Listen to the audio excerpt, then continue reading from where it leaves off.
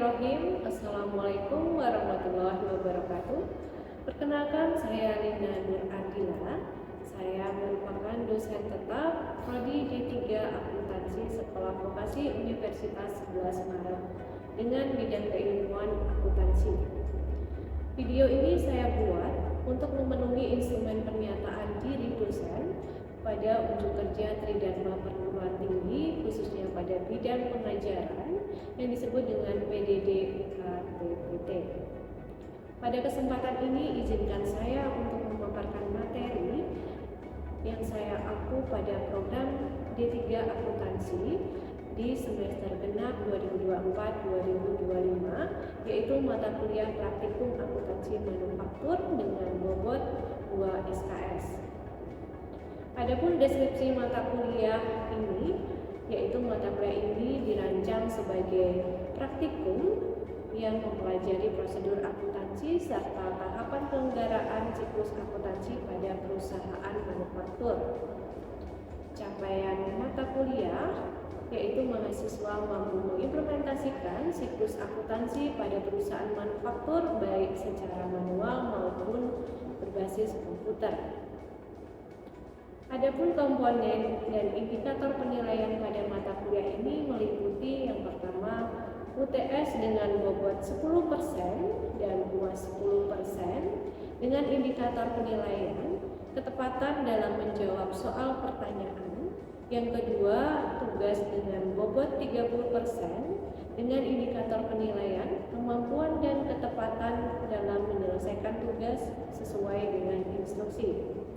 Yang ketiga adalah aktivitas partisipatif atau case method dengan bobot 50% dengan indikator penilaian kemampuan mahasiswa dalam menyusun laporan keuangan secara lengkap berdasarkan kasus yang telah diberikan. Adapun sistem pembelajaran pada mata kuliah praktikum akuntansi manufaktur tatap muka selama 16 minggu dengan media pembelajaran yaitu berupa buku praktikum dan buku referensi yang dapat diunduh mahasiswa di LMS Universitas 11 Maret. Metode pembelajaran yaitu simulasi, studi kasus, dan pembelajaran kolaboratif. Materi pembelajaran yang diberikan pada mata kuliah ini yaitu terkait dengan karakteristik perusahaan manufaktur, sistem pencatatan biaya, dan siklus akuntansi. Berikut saya tampilkan video proses pengajaran pada mata kuliah praktikum akuntansi manufaktur. Oke, assalamualaikum warahmatullahi wabarakatuh. Waalaikumsalam warahmatullahi wabarakatuh. Oke, baik.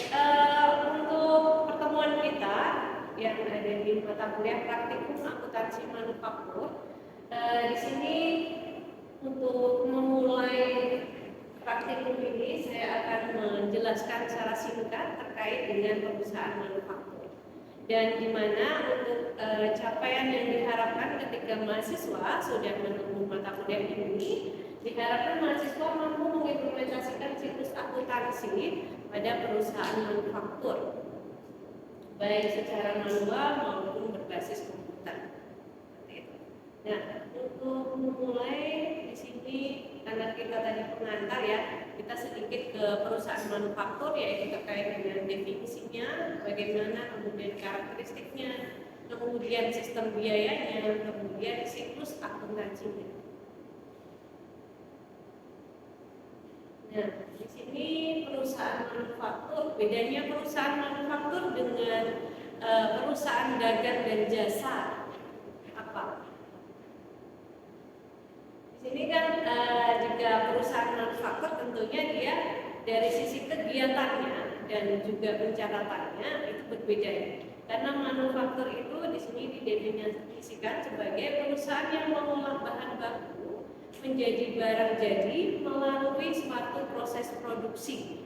Artinya di situ ada prosesnya, aktivitasnya itu berupa proses produksi, yang mana kalau di perusahaan dagang dan jasa itu tidak ada proses produksi ataupun pengolahan bahan baku. Nah, di sini berarti untuk perusahaan manufaktur ini transaksinya lebih kompleks atau pencatatannya juga lebih kompleks kompleks gitu ya, karena mencangkup terkait dengan bahan baku, kemudian dia diolah dan menjadi barang jadi. Selanjutnya karakteristik perusahaan manufaktur yang di sini pertama dilihat dari proses produksinya. Tadi sudah dijelaskan di bagian awal, sudah sedikit ya menyinggung terkait dengan perusahaan manufaktur. Terkait dengan proses produksinya berarti ada aktivitas transformasi dari fisik bahan baku menjadi produk baru. Artinya di sini bahan baku diolah menjadi siap pakai atau siap guna gitu ya. Dan di sini dicontohkan, misalkan perusahaan itu memproduksi suatu kursi, ya perusahaan mebel yang memproduksi kursi gitu ya. Nah, untuk memproduksi kursi dia membutuhkan bahan baku, kemudian juga membutuhkan tenaga kerja, dan ada biaya lainnya yang yaitu terkait dengan biaya overhead. Nah, nanti kita bahas lebih lagi. Kemudian karakteristik yang kedua terkait dengan persediaan yang kompleks. Artinya di sini dibandingkan dengan perusahaan dagang dan perusahaan ini ya jasa ya. Kalau di perusahaan manufaktur lebih kompleks karena dia persediaannya ada persediaan bahan baku, kemudian persediaan barang dalam proses dan persediaan barang jadi. Kalau bahan baku berarti mestinya dia masih mentah dan perlu diolah gitu ya. Kalau persediaan barang dalam proses, artinya di situ ada tahap pengolahan produk. Dia ada proses produksi yang mana di situ akan menyerap biaya bahan baku, kemudian tenaga kerja dan biaya overhead. Kemudian persediaan barang jadi. Berarti ini artinya pengolahan bahan baku tadi sudah selesai dan dia siap untuk dijual. Itu kompleks di persediaan pada perusahaan manufaktur. Kemudian karakteristik yang ketiga terkait dengan biaya produksi. Di sini untuk biaya produksi di perusahaan manufaktur ada 3 elemen biaya utama, yaitu biaya bahan baku langsung, yang mana di situ merupakan biaya yang muncul dari langsung dari produk ketika dia diproduksi, ketika proses produksi gitu. Kemudian kalau tenaga kerja langsung, tentunya tenaga kerja yang langsung terlibat dalam proses produksi. Yang ketiga, tadi komponen atau elemen ketiga itu adalah biaya overhead pabrik. Yang mana berarti kalau overhead pabrik itu tidak termasuk biaya bahan baku langsung dan juga tidak termasuk tenaga kerja langsung. Berarti di luar biaya itu. Namun untuk biaya overhead ini nantinya akan tetap dialokasikan ke produk. Jadi tetap ada muncul biaya gitu ya, selain biaya langsung yang muncul dari proses produksi. Nah, dari sini ada kemudian ada ada perbedaan berarti ya biaya. Mungkin ada yang bisa mencoba menjelaskan gitu atau memberikan contoh dari perusahaan apa kemudian dibedakan menjadi 3 elemen biaya ini. Perusahaannya memproduksi apa, kemudian biaya apa yang muncul di bahan baku, kemudian tenaga kerja dan biaya overhead. Adakah di sini yang bisa memberikan contoh? Oke, dari Mas Ahmad ya. Ibu izin menjawab terkait perbedaan biaya tersebut. Jadi saya ingin mencontohkan karena di Solo sendiri merupakan juga perusahaan sentral batik itu sendiri. Jadi di sini saya ingin masuk terkait perusahaan tekstil seperti itu. Jadi untuk contoh biaya bahan baku langsung yang terkait pembuatan batik itu sendiri, itu pertama juga terdapat kain, nanti juga untuk juga pewarnaannya itu sendiri dan juga benang ataupun ketika batik itu menjadi suatu celana atau mungkin baju itu pakaian seperti itu, berarti ada kayak kancing prosedurnya itu sendiri. Lalu untuk biaya tenaga kerja langsungnya itu secara tidak langsung juga untuk biaya tenaga kerja terutama untuk upah gaji penjahit, memotong kain dan untuk pewarnaan itu sendiri. Lalu untuk terutama biaya overhead pabrik yang mana itu biaya produksi selain tadi yang saya sebutkan termasuk tenaga kerja maupun bahan baku, jadi itu lebih ke terkait sewa gedung, terus biaya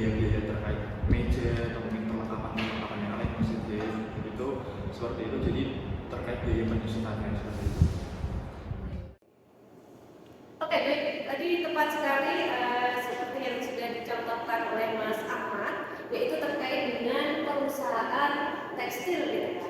Perusahaan itu memproduksi suatu pakaian mungkin ya, yang dimana dia akan mencatatkan biaya-biaya seperti biaya bahan baku. Tadi bahan bakunya berarti kalau tekstil ya yang jelas-jelas melekat di produk itu kan terkait dengan kain, kemudian benang gitu ya. Kemudian kalau biaya tenaga kerja langsung, namanya juga tenaga kerja langsung, berarti dia terlibat dalam proses produksi. Berarti misalkan yang menjahit, kemudian yang memotong polanya gitu ya. Kemudian terkait yang tadi dicontohkan terakhir untuk biaya overhead pabrik yang tidak biaya yang tidak langsung melekat di biaya produksi. Itu contohnya tadi sewa gedung gitu ya, atau sewa pabriknya gitu ya, pabriknya masih disewa, maka itu akan juga dialokasikan ke produknya gitu. Kemudian tadi ada perlengkapan ataupun peralatan di pabriknya, kemudian mungkin ada penyusutan di peralatannya atau mesinnya, mesin jahitnya gitu ya, masuk ke contoh biaya produksi yang ada di perusahaan manufaktur. Mungkin ada satu lagi yang mencoba memberikan contoh dari perusahaan yang berbeda mungkin ya. Silakan, siapa? Oke, Mbak Agnes, silakan. Baik, di sini saya akan memberi contoh untuk perusahaan yang memproduksi makanan dan biasanya kita konsumsi sehari-hari seperti mie instan. Perusahaan yang memproduksi mie instan. Nah, untuk biaya bahan baku langsung dalam pembuatan mie instan sendiri itu ada tepung terigu, minyak goreng, bumbu-bumbu dan semua bahan yang berkaitan dengan produksi mie instan itu sendiri. Kemudian untuk biaya tenaga kerja langsung itu ialah gaji pekerja yang mengelola adonan mie instan, mengemas mie instan, dan yang terlibat langsung dalam pembuatan mie instan. Dan untuk biaya overhead pabriknya yaitu sewa pabrik, listrik, penyusutan mesin produksi, dan perlengkapan pabrik yang diperlukan di perusahaan mie instan itu sendiri. Oke, baik, terima kasih Mbak Agnes. Ya, jadi kalau Mbak Agnes dicontohkan dari perusahaan yang memproduksi mie instan gitu ya. Kalau mie instan bahan bakunya kan berupa tepung, kemudian ada telur, kemudian juga ada minyak goreng gitu. Sehingga untuk biaya-biaya yang muncul untuk pembelian bahan baku itu menjadi biaya bahan baku langsung.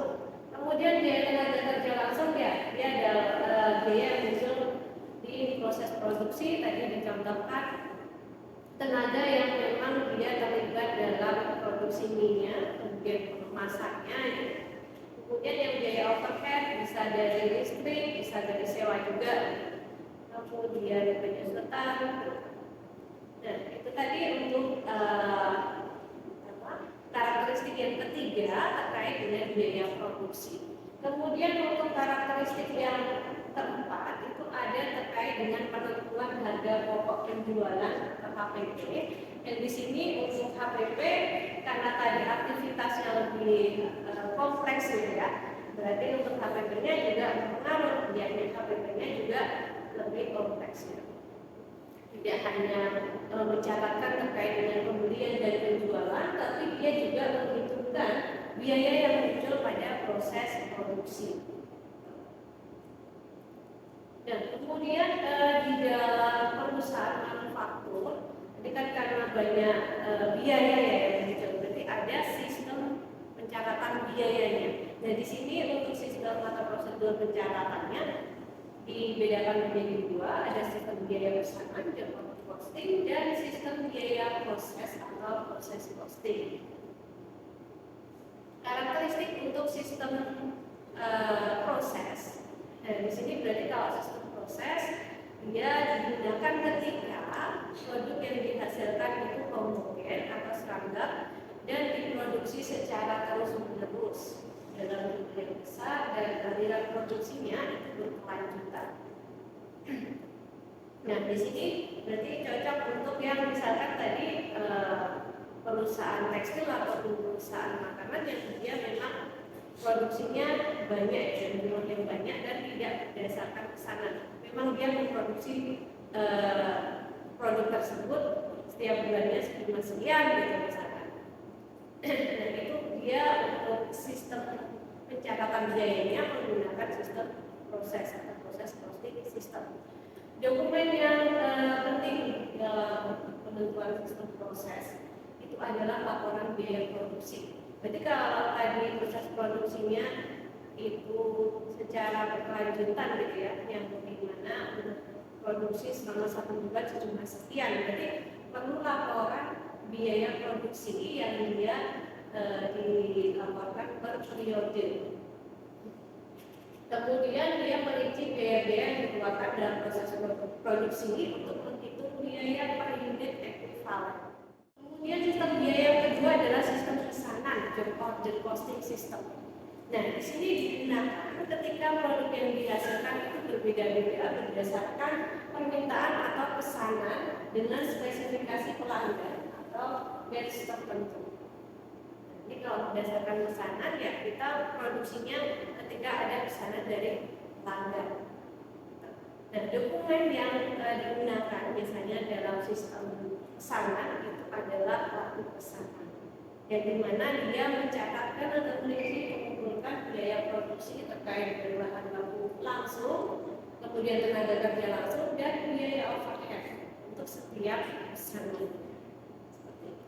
Jadi itu untuk dua sistem biaya besar, dua sistem biaya dalam aktivitas perusahaan.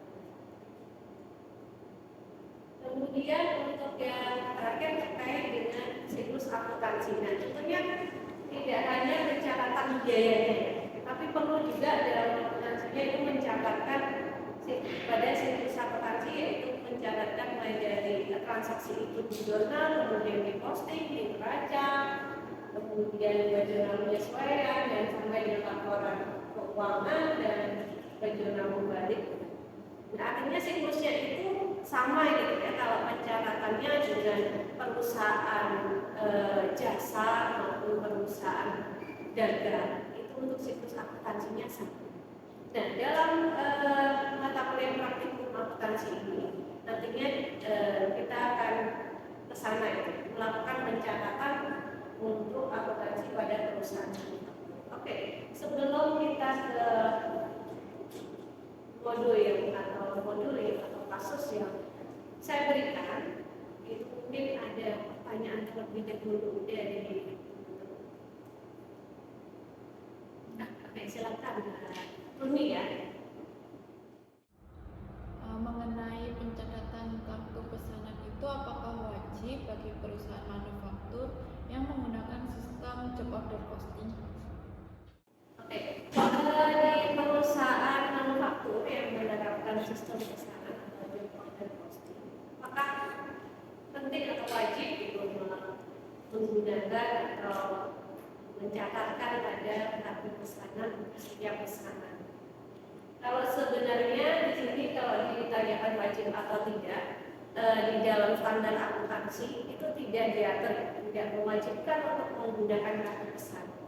Namun pada prinsipnya di sini kartu pesanan itu sangat membantu atau sesuai dengan prinsip pesanan atau job order costing, yang mana di sini dia itu akan mencatatkan mengumpulkan semua biaya-biaya per pesanan pelanggan, yaitu terkait dengan bahan baku langsung, tenaga kerja langsung dan biaya overhead. Sehingga di sini sangat-sangat diperlukan, bisa jadi wajib gitu ya, walaupun tidak diatur di standar karena ini prinsipnya sesuai dengan sistem pesanan, diperlukan. Seperti itu Mbak. Oke, seperti itu. Apakah ada pertanyaan lagi? Oke, cukup ya.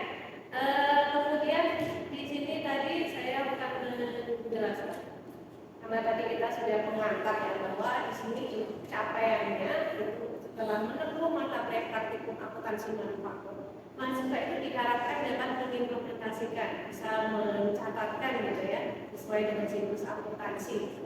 Nah di sini di dalam praktikum ini akan disediakan kasus pada PT Mendel Antik Klasik Mall, yang dimana di sini kasus ini menggunakan sistem job order costing. Artinya di sini berdasarkan pesanan gitu.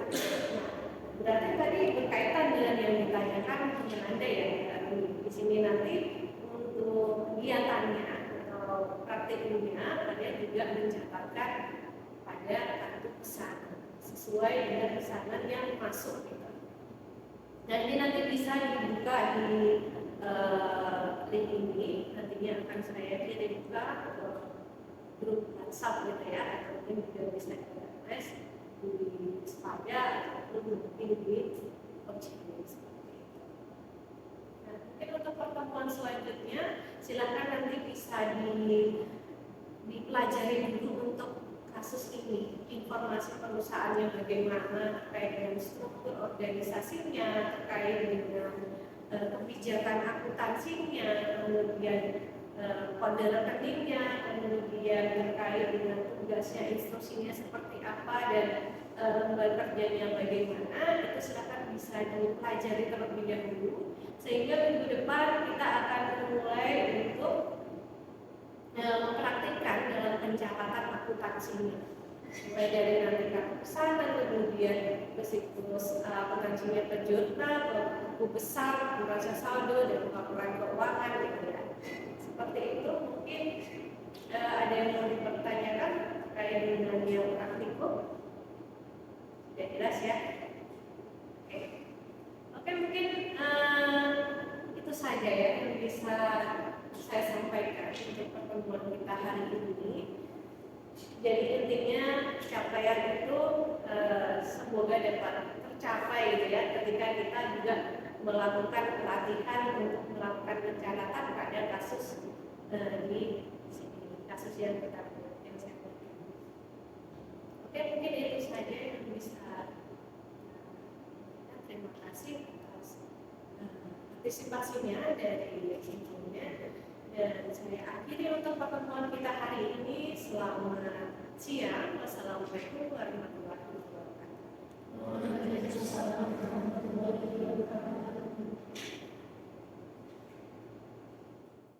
Sekian video pernyataan diri dosen pada bidang pengajaran. Wassalamualaikum warahmatullahi wabarakatuh.